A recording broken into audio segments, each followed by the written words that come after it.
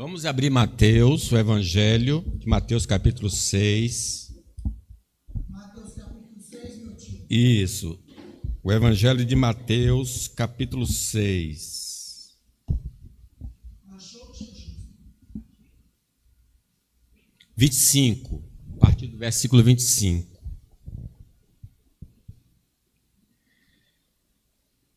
Por isso vos digo, não andeis ansiosos pela vossa vida, quanto ao que haveis de comer ou beber, nem pelo vosso corpo, o quanto que haveis de vestir. Não é a vida mais do que o alimento, e o corpo mais do que as vestes? Observai as aves do céu, não semeiam, não colhem, nem ajuntem celeiros. Contudo, o vosso Pai Celeste as sustenta. Porventura não valeis vós muito mais do que as aves?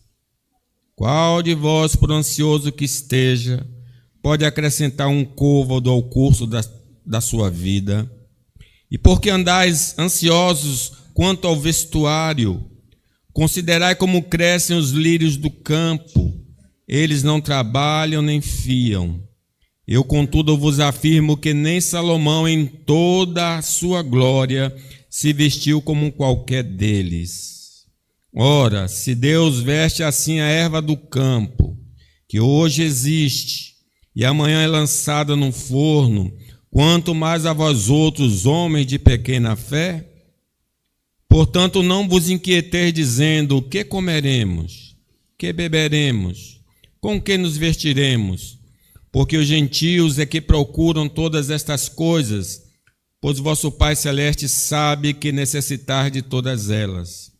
Buscai, pois, em primeiro lugar o seu reino e a sua justiça, e todas essas coisas vos serão acrescentadas. Portanto, não vos inquieteis com o dia de amanhã, pois o amanhã trará os seus cuidados.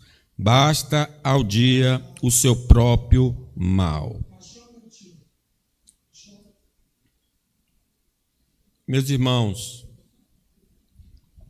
a economia do Brasil está muito tenebrosa e vai atingir, já está atingindo a classe mais baixa, que somos nós, fazemos parte dessa classe. Nessas padarias assim menores, eu consigo comprar um pão a 50 centavos. Não está transmitindo, tudo bem.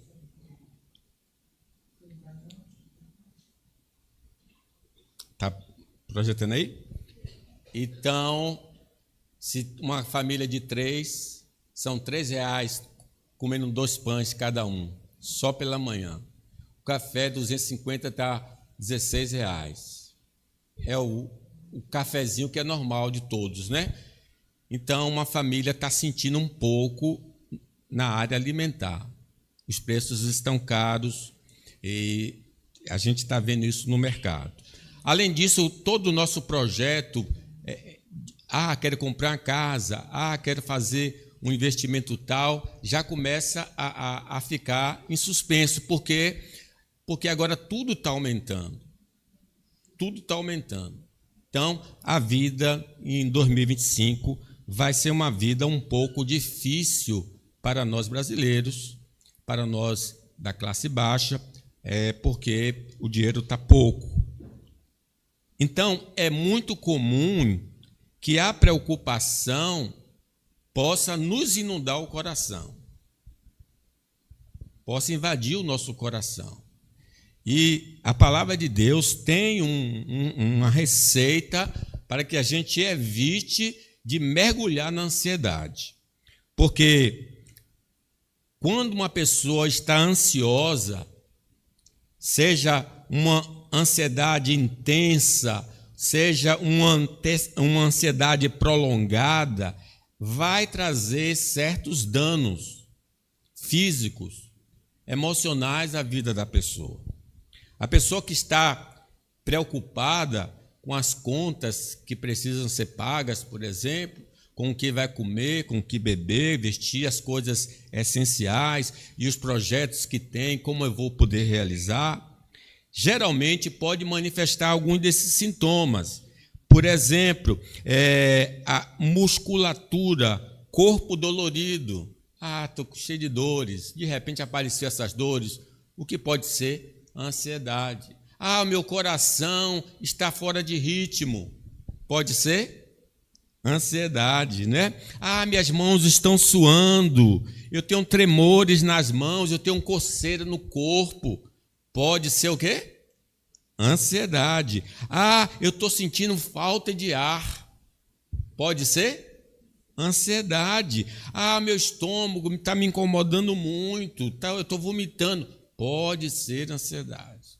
Vejam que a ansiedade é um drama que pode nos afetar a saúde.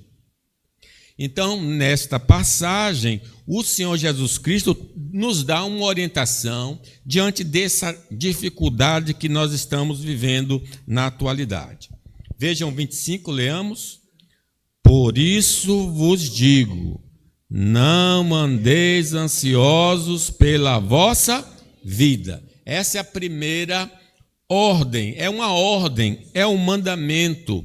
Veja aqui, não matarás, não furtarás e não andarás o quê? Ansiosos. É um mandamento do Senhor. Então nós somos proibidos pelo Senhor de sofrer por qualquer tesouro desta vida. Seja ele qual for, seja o projeto que for que nós tenhamos na mente, não deixemos ser envolvidos por esse projeto, porque é uma proibição. Observe aí que ele fala de coisas bem básicas. Quanto que haveis de comer ou de beber, nem pelo vosso corpo, quanto que haveis de vestir. Não é a vida mais do que o alimento e o corpo mais do que as vestes? Então, qual seria a atitude correta para nós diante desse quadro que está se manifestando? Eu preciso falar com Deus das dificuldades da minha vida. Eu tenho de lançar sobre o Senhor toda a preocupação. Olha o versículo que está de Filipenses. Paulo ensina aquela igreja que está com uma preocupação, era perseguida pela igreja, pelos conterrâneos, descrentes. Vamos ler aí? Não andeis ansiosos de coisa alguma. Tudo, porém, sejam conhecidas diante de Deus as vossas petições, pela oração, pela súplica, com ações de graça. Observe aqui, o que é que eu devo fazer diante desses dramas que eu estou enfrentando? Falar com Deus. Para de reclamar, para de ficar circulando. Vá orar. Ore aqui na igreja, a SAF deve começar na próxima, dessa segunda a 8. Quarta-feira nós vamos ter aqui, de manhã, 7 horas, oração nessa quarta-feira. Nós teremos também oração no domingo, os homens estão convocados, 8h30, além das suas orações pessoais. Nós vamos precisar orar mais. Ore mais, porque se assim fizermos, vamos ganhar imunidade contra as preocupações. O que é que Deus vai fazer por nós? Observe aí, no final, e a paz, vamos lá? E a paz de Deus, que excede todo entendimento, guardará o vosso coração e a vossa mente em Cristo. Observe que ele não está dizendo que vai dar o que nós estamos pedindo, mas vai proteger a mente e o coração de qualquer preocupação. Sim, porque se ele não proteger, você vai cair no Rivotril. Lembra, Adriana? Vai tomar Rivotril. Vai tomar um bocado de calmante aí, chá de camomila e outros chás para ver se fica tranquilo. Porque Deus tem o melhor chá. Fale com ele e ele vai proteger a sua mente e seu coração. Ele cuida de mim, Ele cuida de você. Amém? A nossa alegria, então, não deve depender das bênçãos dessa vida, mas de sermos cidadãos do reino dos céus. Claro que é bom ter coisas, e não é errado se alegrar com vinho que alegra o coração do homem. Claro que Deus nos dando coisas dessa vida, podemos nos alegrar. Mas Jesus diz àqueles 70 que a maior alegria nossa deve ser pelo fato de nosso nome estar escrito no livro da vida. Sim, o seu nome está escrito no livro da vida. O nosso nome está escrito no livro da vida. E quando lá chegarmos, o Senhor mesmo dirá: vinde benditos do meu Pai, possuir por herança o que está reservado para vós desde a fundação do mundo. A preocupação decorrente das bênçãos da terra revela um desvio do nosso alvo da vida cristã. Deus nos chamou não para vivermos preocupados com coisas dessa vida. Deus nos chamou para ter um alvo, um objetivo. Observe aí, nós já ressuscitamos juntamente com Cristo. Então, o que devo fazer? Buscai as coisas lá do alto, onde Cristo vive, assentado à direita de Deus. O que é que eu devo pensar? Pensai nas coisas lá do alto, não as que são aqui da terra. Lembra o final do nosso capítulo que diz: buscai primeiro o reino e a sua justiça, e as outras coisas vos serão acrescentadas. Louvado seja o Senhor. Então, se porventura eu estou inclinado a me preocupar com as coisas dessa vida, o que é que eu tenho de fazer? Orar. Em especial, confessar a Deus. Dizer: Senhor, eu estou preocupado. Eu estou apreensivo com o meu futuro. Como será a minha aposentadoria? Será que eu vou ter saúde? Será que eu vou conseguir fazer isso, aquilo? Será que eu vou poder comer ou vestir?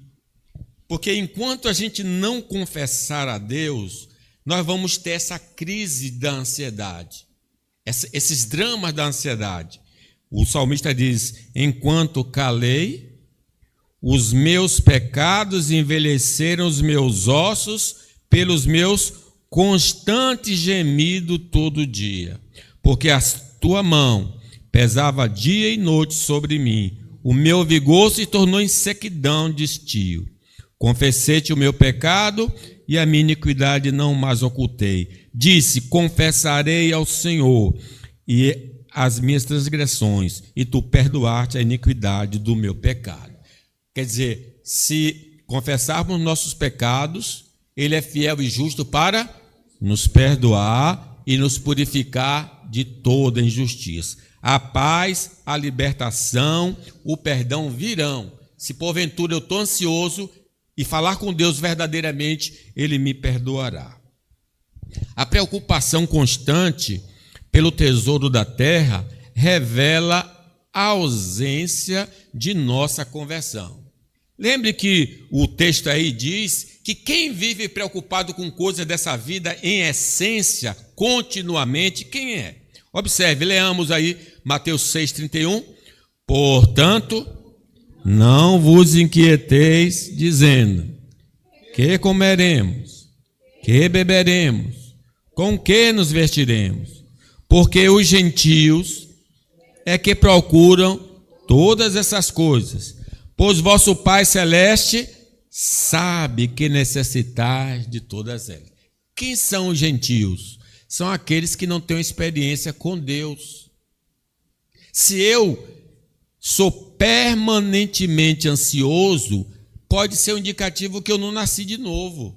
Eu sou como um gentio ainda. Ah, mas eu frequento a igreja. Não importa. A igreja é um lugar bom, mas na igreja pode ter joio e pode ter trigo, né?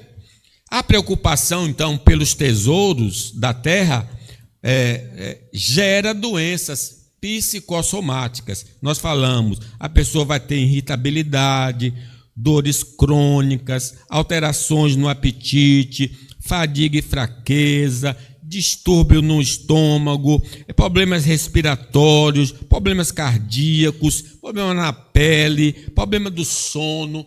Tudo isso pode ser causado pela ansiedade. Então, tome certo cuidado, atente para a ordem de Jesus. Não andeis ansiosos pela vossa vida. Em segundo lugar, o crente vai vencerá a ansiedade, priorizando o que é mais importante. Observe no versículo 25, aí na parte grifada, vamos ler. Não é a vida mais do que o alimento, e o corpo mais do que a veste? O que é mais importante, a vida ou a comida? O corpo ou as vestes? Em ordem de prioridade, a vida é mais importante do que o alimento. O corpo é mais importante do que a veste. Nós não fizemos nada para ter vida. A vida é um dom de Deus. Nós não fizemos nada para ter um corpo. Foi Deus que formou o homem do pó da terra. Então, aquele que dá a vida e dá o corpo, certamente dará o quê? O alimento e dará as vestes. Nós sabemos que as coisas boas desta vida logo perdem o encanto, mas se fizermos a vontade de Deus, teremos satisfação real. A gente cobiça tantas coisas, não é errado em si desejar tê-las, mas assim que a gente põe a mão, com o passar do tempo, a coisa perde a graça. Já não temos mais interesse nelas. Eclesiastes, vamos ler aí?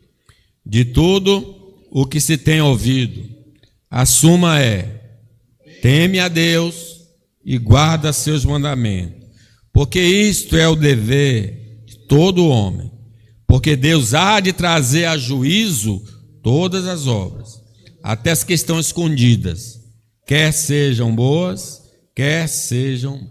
Então eu vou me preocupar em fazer o quê? A vontade de Deus. Foi essa a resposta que Jesus disse aos discípulos: a minha comida é fazer a vontade do meu Pai. Se relacionar com Deus através de Jesus e andar com o Senhor são essenciais à vida humana. Mas gastar a vida na busca do bem-estar terreno vai nos levar à frustração e perdição eterna. Eu tenho uma escolha, nós temos uma escolha. Ou vamos seguir o conselho de Deus, ou seguir o conselho dos gentios. E um caminho vai dar aos céus, e um caminho vai dar ao inferno. E Jesus cita, então, um homem que tinha muita preocupação com coisas dessa vida. Ele diz, vamos repetir aí no que está grifado: tendes cuidado e guardai-vos de toda e qualquer avareza, porque a vida de um homem não consiste na abundância dos bens que ele possui. Mas Deus lhe disse: louco, esta noite te pedirão a tua alma, e o que tens preparado, para quem será? Aqui está bom. Então vejam, meus irmãos, que aquele homem ajuntou, ele estava preocupado porque o campo dele deu muitos frutos, não sabia onde colocar esses frutos. Depois de pensar tanto, ele vai destruir o celeiro, construir maiores e vai acumular ali os seus bens e diz: olha, alma, minha alma, tem muitas coisas para muitos dias. Mas aí Deus fala para ele: você vai morrer hoje. E o que você preparou? Quem é que vai aproveitar? Hoje, eu me lembro, José Carlos, chamado Galego, ele, com muito esforço, construiu a casa dele ficou bonita, ele construiu casa de 2 andares. Hoje, quem é dono da casa? Ele morreu subitamente, os marginais tomaram conta da casa dele. Casa bonita, botou garagem, botou 2º andar, fez tudo. ficou bonita a casa de Galego ali. Simplesmente ele morreu naquele acidente trágico. Pronto, os bandidos ficaram com a casa dele, expulsaram, as irmãs tinham um drama de drogas e tal. Pronto, não pertence mais a elas, pertence ao bandido. Ele valorizava muito a casa dele, ele gastava dinheiro lá. Não quero dizer que ele se enquadra nisso aqui, eu estou dizendo o esforço todo que ele fez na vida está agora na mão de uma pessoa que não fez nada. Então, por isso, não é que eu não vou trabalhar, não é que eu não vou planejar, nada disso, o pastor não está dizendo isso. Não se preocupe, Deus está trabalhando por você. Deus está, enquanto você dorme, Deus trabalha. Deus trabalha por nós, louvado seja o Senhor. A fidelidade a Cristo é superior ao nosso querer, à nossa vida, ou a qualquer sucesso que possamos alcançar. Não abra mão da fidelidade a Deus. Você pode ter sonhos e buscar os sonhos? Pode. Você pode querer sucesso? Pode. Mas não comprometa sua fidelidade ao Senhor ao sucesso. Dizia a todos: se alguém quer vir após mim, a si mesmo se negue. Dia a dia tome a sua cruz e siga-me. Pois quem quiser salvar a sua vida, perdê-la. Quem perder a vida por minha causa, esse a salvará. Que aproveita o homem ganhar o mundo inteiro, se vier a perder-se ou a causar dano a si mesmo. Nós devemos, irmãos, perceber que as coisas mais valiosas que temos procedem de Deus. A nossa vida e o nosso corpo. É um dom do Senhor. Ele nos formou do pó da terra e soprou sobre nós o fôlego da vida. Então, aquele que dá o maior dará o menor. Devemos concluir que Deus, que nos deu o mais importante, nos dará o que é necessário para a nossa manutenção. Vamos ler esse salmo lindo, que é o salmo da providência, da graça comum. Todos esperam de ti que lhes dê de comer a seu tempo. Se lhes dá, eles o recolhem. Se abres a mão, eles se fartam de bens. Se oculta o rosto, eles se perturbam. Se lhe corta a respiração, morrem e voltam ao seu pó. Envias o teu espírito e eles são criados. E assim renova a face da terra. Nós estamos debaixo do Deus da providência. É o Deus que pega Elias e manda procurar quem? Um rico. Manda procurar uma viúva. E qual era a condição da viúva? Um pouco de farinha, um pouco de azeite. Parece um contrassenso essa ordem divina. E aí Elias disse: ô mulher, faça uma comida para mim. A mulher disse: não, só tem esse pouco de farinha, de azeite. Vou fazer para mim, meu filho, vamos morrer. Aí Elias disse: faça um pequeno para mim, porque assim diz o Senhor: enquanto Deus não mandar a chuva, não faltará nem farinha, nem azeite na sua casa. Oh, glória a Deus. É o Deus da providência. Não é, como eu disse, acomodação. É crer na graça do Senhor. É crer no cuidado do Senhor. Render graças ao Senhor deve ser sempre a nossa atitude pelas bênçãos principais e inferiores. Paulo fala que ele nos abençoou com todas as bênçãos espirituais. E o Salmo 103, vamos dizer aí? Bendiz, ó minha alma, ao Senhor, e tudo que há em mim, bendiga o seu santo nome. Bendiz, ó minha alma, ao Senhor, e não te esqueças de nenhum só dos seus benefícios. Lembra que lá Filipenses fala de ações de graça. Não se esqueça do que Deus tem feito. E vai continuar fazendo. Terceiro lugar, O crente vencerá a ansiedade observando a providência divina no reino das aves. Leamos o 26. Observai as aves dos céus. Não semeiam, não colhem, nem ajuntem celeiros. Contudo, o vosso Pai Celeste as sustenta. Porventura não valeis vós muito mais do que as aves? Alguém aqui já comprou alimento para as aves para botar no quintal? Oh, passarinho, você está com fome, eu vou... Ninguém aqui que pensou nisso. Mas não se preocupe que Deus cuida da sua criação. Deus está cuidando. Agora ele disse, se Ele cuida dos passarinhos, Ele não vai cuidar de você, não vai cuidar de nós? Louvado seja Deus, Ele cuida de nós. Ele é o nosso o quê? Pai celestial. Ele é o Pai, o provedor. A mão divina está continuamente suprindo as necessidades da sua criação. E nós fazemos parte do alvo de Deus como criatura, graça comum, e como filhos do Senhor. Então há um duplo cuidado de Deus para conosco. Primeiro porque nós somos criaturas, e Deus cuida de nós como criaturas. Mas Deus também cuida de nós porque nós somos filhos de Deus. Somos gerados de novo pela palavra e pelo Espírito. No Salmo 104 diz, tu fazes rebentar fontes no vale, cujas águas correm entre os montes. Dão de beber a todos os animais do campo. Os jumentos selvagens matam a sua sede. Junto delas tem as aves do céu o seu repouso.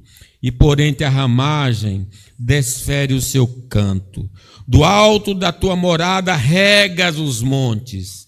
A terra farta-se do fruto de tuas obras. Fazes crescer a relva para os animais e as plantas para o serviço do homem. De sorte que da terra tira o seu pão, o vinho que alegra o coração do homem, o azeite que lhe dá brilho ao rosto e o alimento que lhe sustém as forças. Deus está trabalhando. Meus irmãos,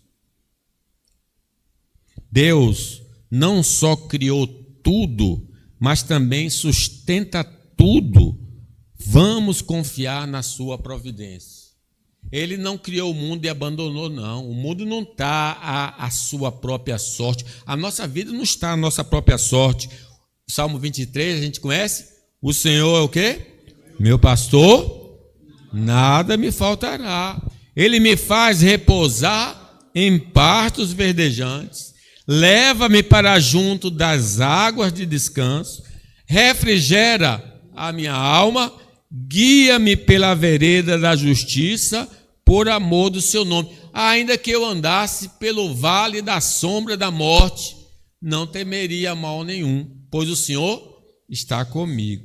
A sua vara, o seu cajado me consola. Deus que cuida do inferior, as aves, certamente sustentará o superior, nós. Aquele que não poupou o seu próprio filho, antes por todos nós o entregou, porventura não nos dará graciosamente com ele todas as coisas? Então essa é a comparação. Se ele deu Jesus para morrer pelos nossos pecados, ele não vai dar o dinheiro para a gente se vestir, ou para comprar o pão que está caro, ou tomar o café, ou o suco, ou a comida, ou pagar as contas? Sim, ele tem preocupação por nós. Pode não ser da maneira que nós queremos, mas da maneira dele, ele está providenciando sempre. Em tudo dai graças, porque esta é a vontade de Deus para convosco em Cristo Jesus. Deus é o nosso Pai. Ele nunca se esquecerá e nem nos abandonará. Louvemos ao Senhor.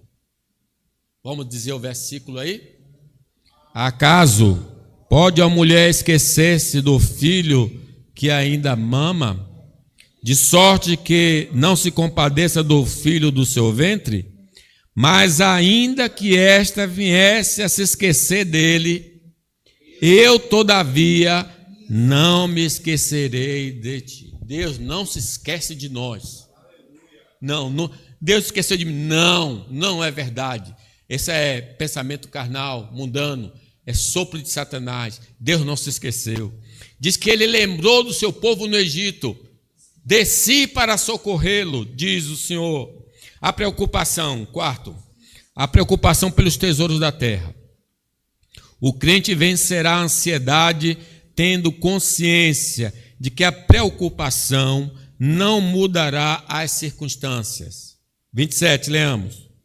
Qual de vós, por ansioso que esteja, pode acrescentar um côvado ao curso da vida? O côvado é esse tamanho aqui. Os baixinhos, se fosse, os baixinhos logo iam ficar preocupados, porque se quer crescer, fica preocupado. Ele está dizendo, mesmo que você fique preocupado, você não vai crescer. Você vai continuar do mesmo tamanho. A preocupação não vai alterar o quadro. A preocupação é inútil, porque não pode alterar nem a sua vida, nem as circunstâncias. Qual de vós, por ansioso que esteja, pode acrescentar um côvado ao curso da sua vida? Ter consciência de que Deus, o Criador dos dias, Ele determina se será um dia bom ou dia difícil. Porque as pessoas gostam de dizer, tudo que é de ruim, eles atribuem ao diabo.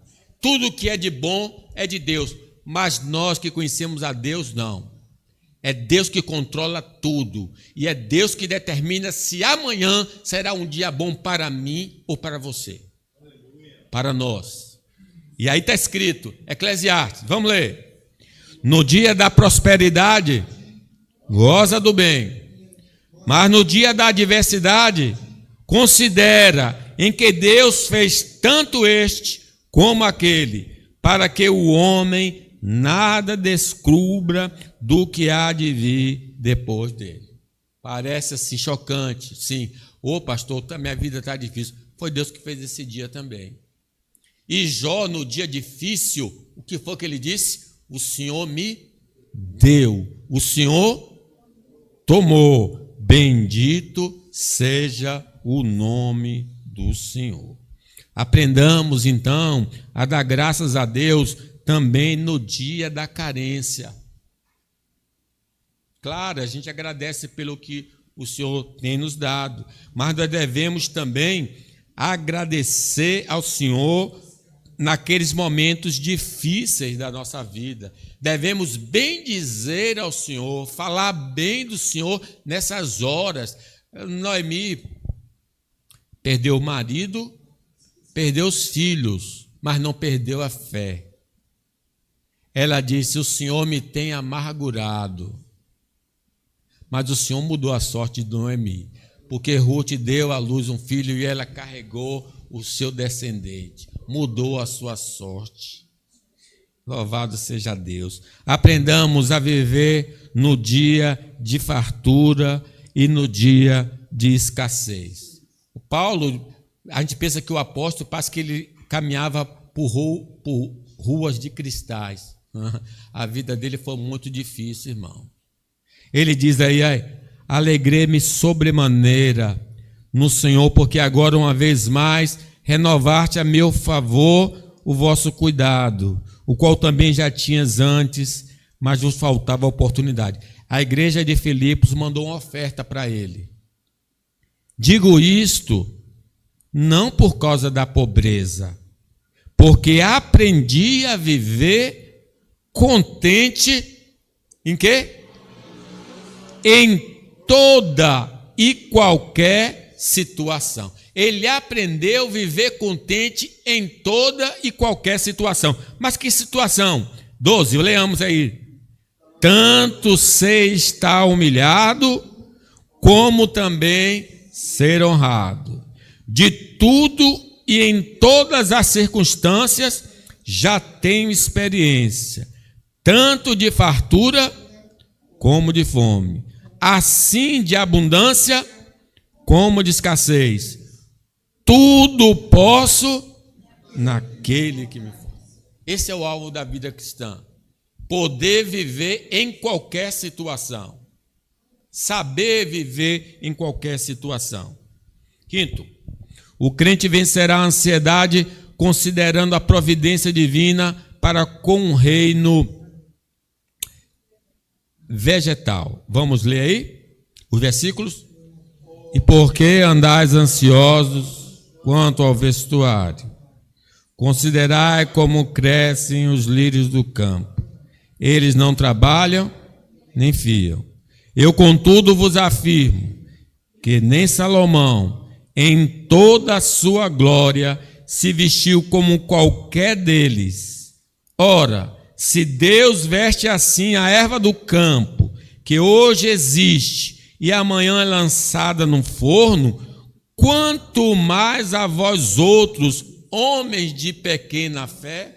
E aí a gente vê aqui que a ansiedade é um pecado de ausência de fé, de incredulidade. Eu não creio na providência divina. Nutramos a mente, irmãos, com a providência de Deus na criação, para termos ânimo, em vez de nos concentrarmos na dificuldade que conduz a tormento. Quando os espias deram aquele relatório negativo da terra, a igreja chorou, porque se concentrou no falar do homem, não se concentrou no Deus das maravilhas, não pensou no Deus que tirou-os do Egito com mão poderosa, que providenciou alimento durante o deserto.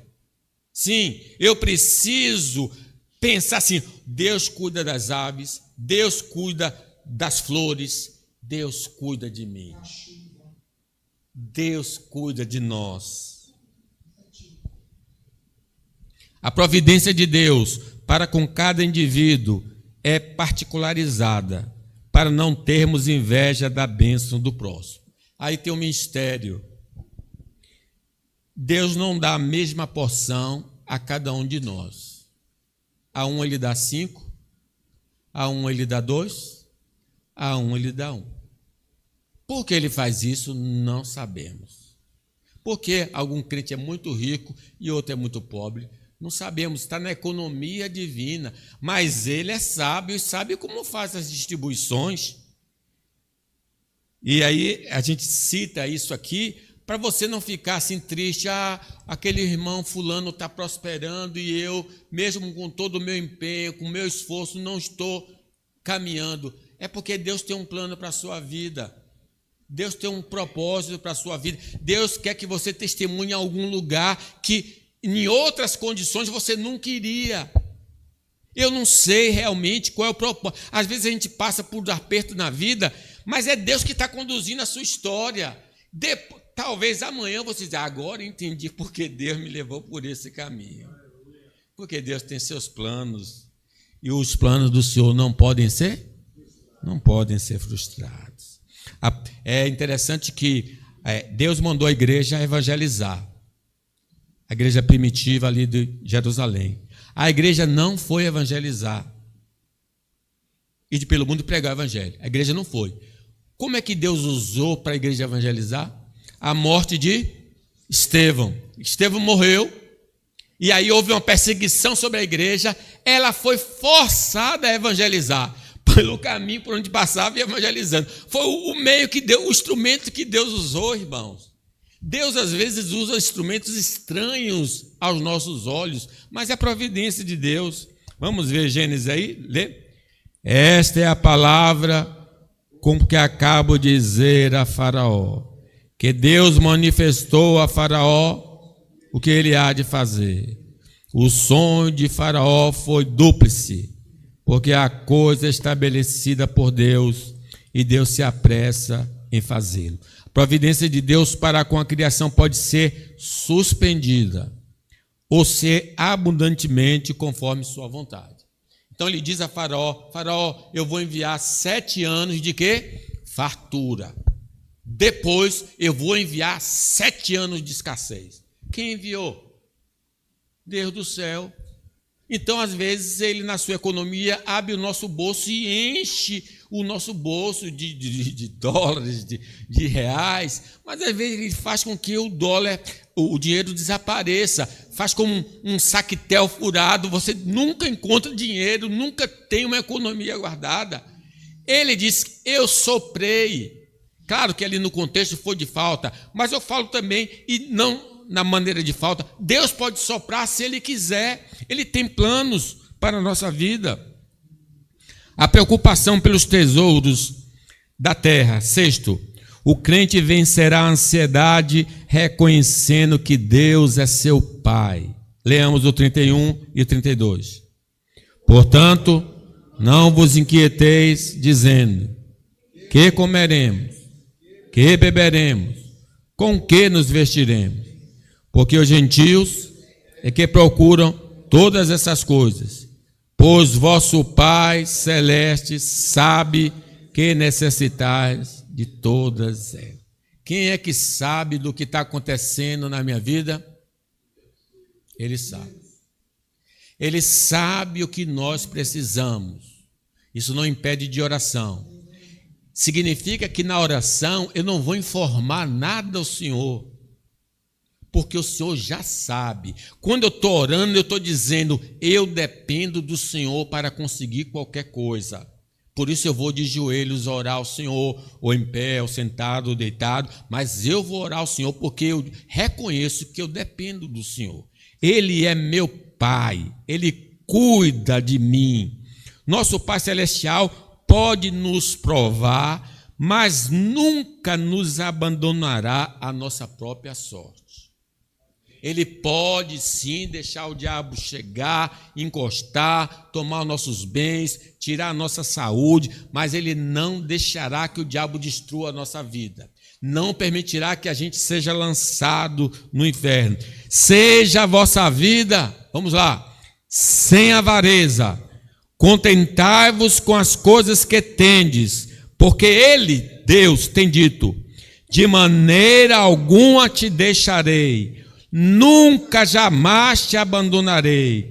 Assim afirmemos confiantemente, o Senhor é meu auxílio, não temerei. Que me poderá fazer o homem? Nosso Pai Celestial conhece de antemão todas as nossas necessidades. Tu me sondas e me conheces. Sabe o meu deitar e o meu levantar, e de longe penetras no meu pensamento. Atitude de ansiedade quanto à manutenção da vida é típico de um homem que não tem a Deus como Pai. Observar aí, a pessoa que vive continuamente ansiosa não conhece a Deus como Pai, não conhece a Deus como um provedor, como ajudador. Então, se há nossa atitude essa em nós precisamos dizer a Deus que está errado, precisamos consertar. Se estamos vivendo preocupados com as necessidades dessa vida, confessemos a nossa ausência de fé em nosso Pai Celestial e em sua providência. Porque se confessarmos os nossos pecados, Ele é fiel e justo para nos perdoar e nos purificar de toda injustiça. Deus não é homem para que minta, nem filho do homem para que se arrependa. Porventura, tendo Ele prometido, não fará, ou tendo falado, não cumprirá? Sim, Ele cumprirá, porque Ele é o Deus das promessas. Em último lugar, a preocupação pelos tesouros da terra. O crente vencerá a ansiedade priorizando a vontade de Deus em sua vida. Vamos ler o 33? Buscai em primeiro lugar